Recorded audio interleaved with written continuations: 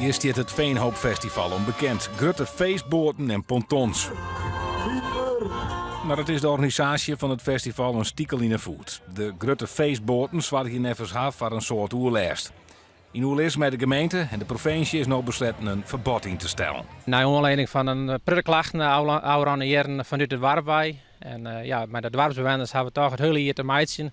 En dan willen we graag de verstandhouding zo horen dat die is, die het goed is, die het feest een warm hart dragen. En dat willen we graag zo horen. En dan mag je soms net wel besluiten nemen die net bij iedereen in goede aarde vallen. Maar in het algemeen belang denken we dat we het hier goed aan doen. En dat is een tjenvaller van de verschillende bouwgroepen. Een traditie van haast 70 jaar houdt er mee op. Het is jammer dat het zo moet, maar ja, onze gasten moeten hun verantwoordelijkheid ook nemen. En dat ze dat net kennen, ja, dan moeten wij de verantwoordelijkheid nemen en dan is dit het geval. Binnen nu alleen nog boten rond 12 meter welkom.